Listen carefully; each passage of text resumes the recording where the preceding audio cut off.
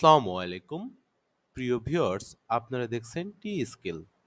এ পর্বে আমি দেখাবো কিভাবে প্লাগইন ইনস্টল করবেন ওয়ার্ডপ্রেস ওয়েবসাইটে। চলে যাচ্ছি ওয়ার্ডপ্রেস ড্যাশবোর্ডে। আমি দুভাবে প্লাগইন ইনস্টল করা দেখাবো, একটি ডাইরেক্ট সার্চের মাধ্যমে, অপরটি হচ্ছে জিপ ফাইল হতে আপলোড করে দেন ইনস্টল। প্রথম মেথডে চলে যায় প্লাগইনস থেকে অ্যাড নিউ। এরপর যে প্লাগইনটি প্রয়োজন সেটি এই সার্চ বারে লিখব। এক্সাম্পল আমি লিখছি ডাব্লুপি রিসেট। দেখুন ডাব্লুপি রিসেট প্লাগইনটি চলে এসছে। এখন ইনস্টল নাও। ইনস্টল হয়ে গেছে। এখন অ্যাক্টিভ বাটনে ক্লিক করে অ্যাক্টিভ করব। প্লাগইনটি অ্যাক্টিভ হয়ে গেছে। এরপরে দ্বিতীয় মেথডটি চলে যাচ্ছি নিউ ট্যাবে, কন্ট্যাক্ট ফর 7 এই প্লাগইনটিকে ডাউনলোড করব। এখন এই জিপ ফাইলটিকে আপলোড করে দিব।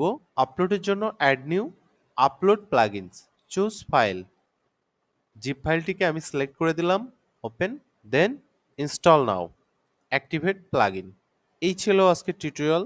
কোনো কোশ্চেন থাকলে কমেন্ট বক্সে লিখবেন। Thank you so much for watching.